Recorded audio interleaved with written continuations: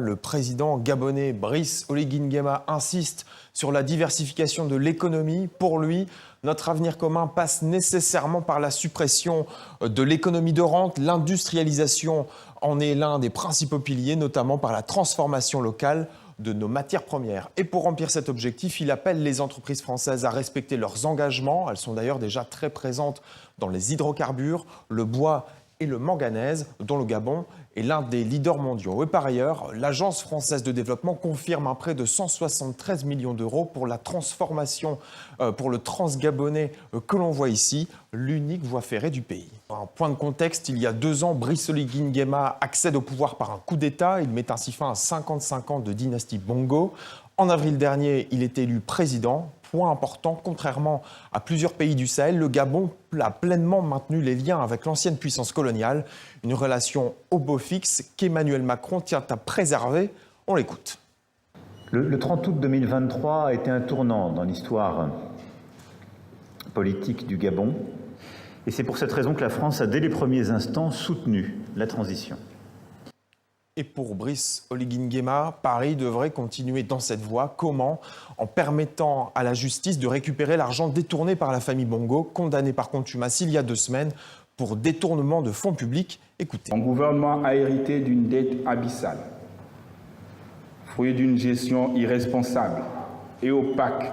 Nous comptons sur la coopération judiciaire entre nos 2 États pour que les décisions de justice soient exécutées et que les avoirs détournés soient restitués au peuple gabonais. Avis de cet anthropologue, en 2023, sur le site d'AOC, la France a pratiqué une politique de rupture à l'encontre des régimes militaires du Mali, du Burkina Faso et du Niger, tout en acceptant, sans mot dire, le coup d'État au Gabon. Brice Oligui Nguema avait effectivement été reçu en visite officielle de 5 jours par Emmanuel Macron à l'Élysée et au sommet de la francophonie, 7 mois après sa prise de pouvoir. La Gambie a confirmé ce dimanche que l'opposant camerounais Issa Chiroma Bakary se trouve sur son territoire depuis le 7 novembre. Selon Banjul, il est accueilli temporairement pour des raisons humanitaires et dans un esprit de solidarité africaine afin de garantir sa sécurité alors que se poursuivent des discussions diplomatiques autour de la crise post-électorale au Cameroun.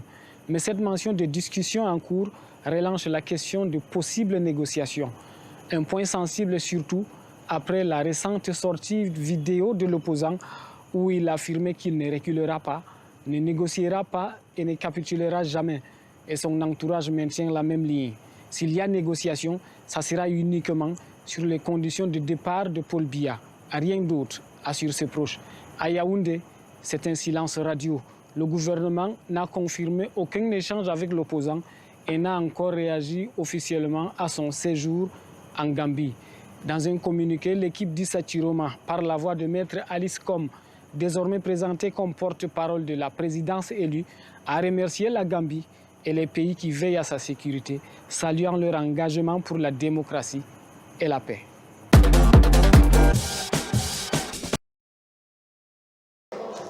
À Goma, dans l'est de la République démocratique du Congo, une jeune femme redonne espoir à ceux que la guerre a brisés.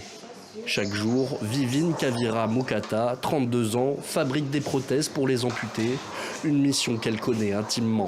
Mon rêve d'enfant, c'était d'être informaticienne. Mais malheureusement, après l'amputation, j'étais découragée. C'était en 2014, une bombe explose dans sa maison à Beni. Vivine perd une jambe, mais pas sa force. Après sa rééducation, elle décide de se former à la fabrication de prothèses pour rendre aux autres ce qu'elle a elle-même reçu. Quand j'avais vu un patient debout, content, avec les sourires, alors qu'il était triste, sans ses deux jambes parce qu'il était amputé, double amputé, je vais dire. Alors je m'étais dit au fond de moi que voilà ce que je dois faire. C'est plutôt remettre les sourires au visage des personnes amputées. Dans ce centre, le seul de Goma à offrir un accompagnement complet, Vivine soigne plus que des blessures physiques. Elle répare des vies brisées. J'ai bon espoir que si je porte ces attelles, je pourrai marcher à nouveau. Grâce à elle, je pourrai commencer à vendre des beignets pour subvenir aux besoins de ma famille. Comme Mélissa, des centaines de personnes retrouvent une autonomie grâce à Vivine et son équipe. Et malgré les moqueries ou les doutes, la jeune femme mène une vie ordinaire, fière et indépendante. Comme une femme normale, je me réveille, je balaye, je range les choses, donc je torchonne et tout. Je me prépare pour le boulot. Je prépare aussi à manger, je vais au marché, je paye les choses, normalement comme les femmes normales.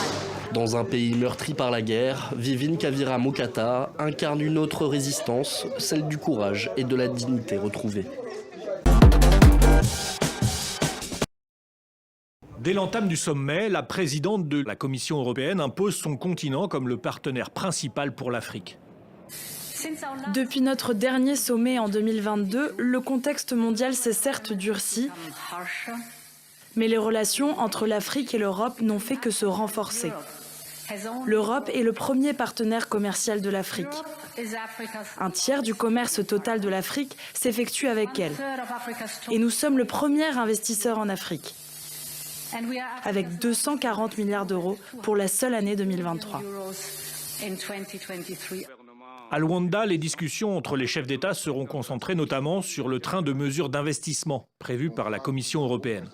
Un projet nommé Global Gateway, il prévoit des soutiens en matière de transition écologique, numérique et des investissements dans la croissance et l'emploi, la santé et l'éducation.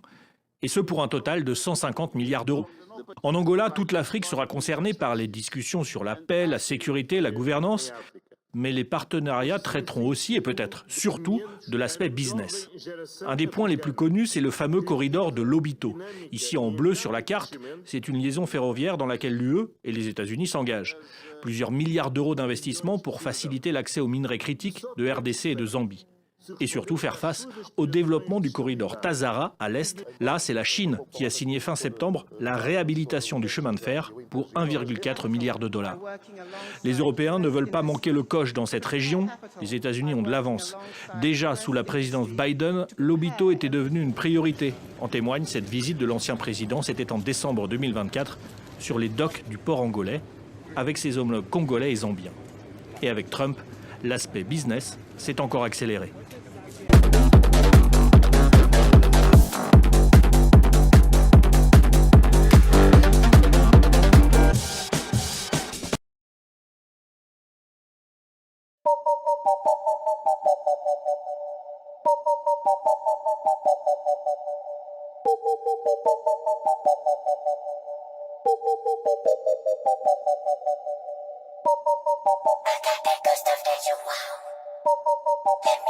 Push